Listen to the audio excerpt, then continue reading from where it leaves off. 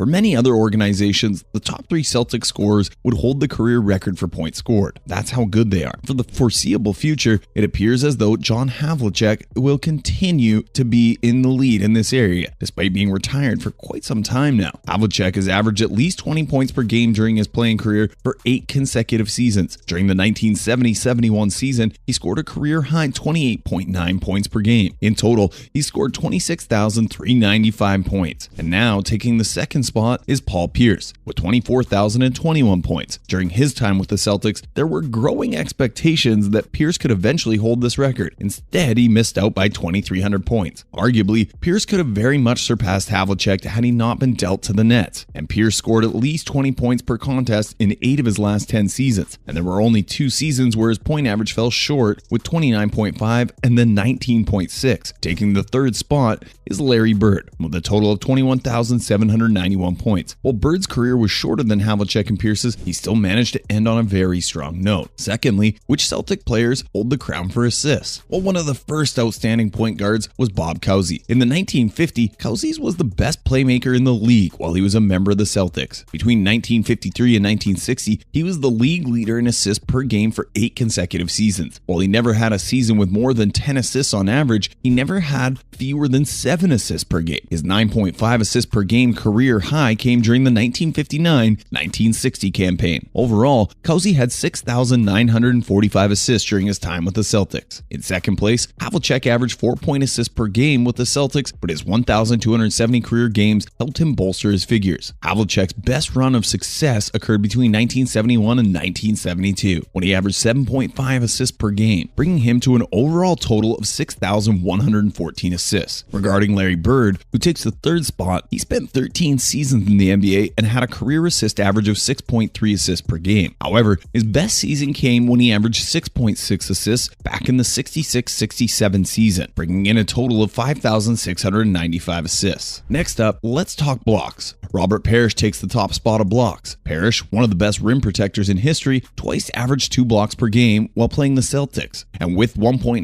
blocks in 1983 and 1.8 blocks in 87, he just missed the mark. During the 1980-81 season, he had the best average of 2.6 blocks per game with the Celtics, totaling 1,703 blocks. It seems only fitting that Bird's career high in steals and Parrish's career high in blocks occurred during the Celtics NBA championship run. Coming in second is Kevin McHale with 1,690 blocks. At the beginning of his career, McHale was frequently regarded as the team's 6th man. In 2 seasons, he could still average 2.3 blocks per game, and McHale averaged 2.8 blocks and 2.2 blocks throughout 2 seasons after taking on a more prominent starting position. However, the older he got, McHale fell back to a 6-man position when he became older, averaging 2.1 blocks per game. But had McHale stayed for just one more season, he most likely would have broken that record, which would have been a big achievement not just for McHale, but the Celtics as a whole. Another major statistic: who leads the rebounds? Well, Wilt Chamberlain is the all-time best rebounder in the NBA, but coming in very close is the Celtics' Bill Russell, with a total of 21,620 rebounds. Being the second best of all time is one thing, but Russell will always hold the title for the team's leader in rebounds. It's safe to argue that Russell's 21,620 career rebounds are unbreakable, given that his rebounding numbers are nowhere close to what they formerly were. To elaborate, Russell 5 times finished first in the league in rebounds between 1957 and 1959, and there were 3 consecutive seasons in that. He led the league with 24.1 rebounds per game in 1965 and averaged 24.7 rebounds in 1964. Russell had a run of 10 straight seasons in which he averaged at least 20 rebounds per game. Secondly, Parrish was a member of the Celtics from 1980 until 1994. He averaged at least 10 rebounds 8 times during that time, with an overall total of 11,051 rebounds. That includes the 88-89 season when he averaged 12.5 rebounds per game, a career high.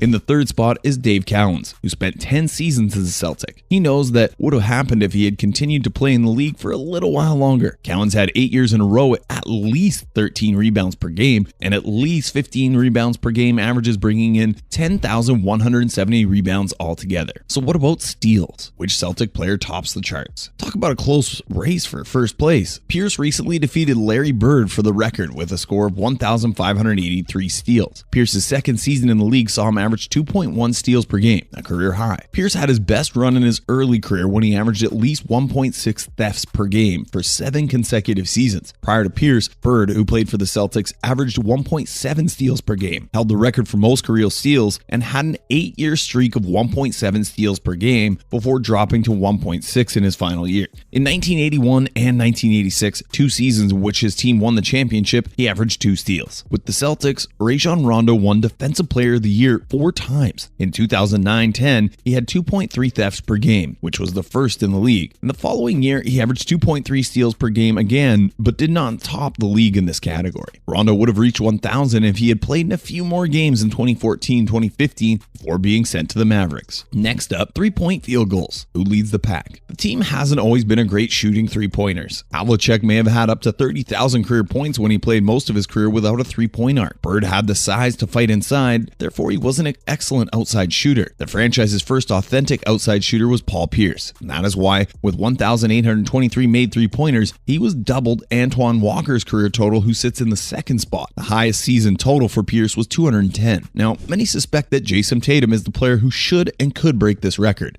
Tatum has a 38.3% lifetime 3-point shooting rate and is currently sitting at 827 3-pointers made. This season, he ought to surpass the 1,000 3-pointers in his career. When his agreement expires, he will certainly be in the running to break the current record. There's no doubt that Tatum is entering his prime, with lots to come in the future. Now, when it comes to field goals, John Havlicek leads the scoreboard for the Celtics. There's undoubtedly an assumption that you made the most shots when you lead your team in scoring. As previously mentioned, Havlicek had periods throughout his career without the 3-point line. Even though it's possible that it didn't totally alter his strategy, it's important to know how many points he scored without making a 3-point field goal. Havlicek once had consecutive seasons of 892 and 897 made shots. He made it to 704 times. In total, Havlicek has achieved 10,513 points in his career. Secondly, Bird made 693 of his first shots to begin his career. In the 8 seasons that followed, he made at least 700 shots. After a season marred by injuries, he made 718 shots, giving him 9 career goals. In 1984-85, he had his most outstanding season, making 918 of his attempts. Overall, Bird successfully put away 8,591 points. And last but not least, Pierce earned 600 shots over 5 times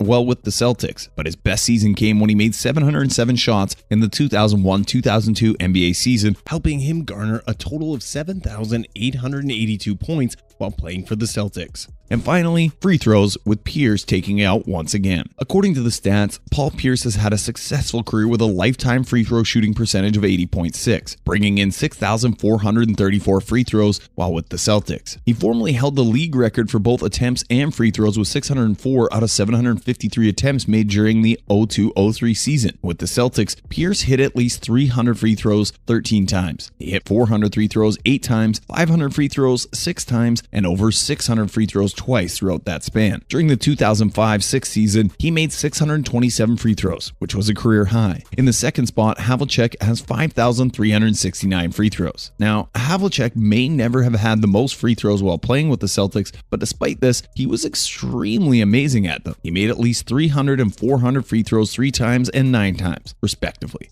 Between 1970 and 1972, when he made 488, 554, and 548 free throws, he had his greatest season. It's unbelievable that a player who hasn't worn a Celtics uniform since 1963 is still ranked in the top 3. Cousy made over 400 free throws in 5 straight seasons and 9 times in a season. Unfortunately, that is all the time we had for today. Make sure to let us know your thoughts in the comments down below. Which stat surprised you the most? What NBA team did you cheer for? And now, don't forget to like and subscribe to the channel, and as always, thanks for watching.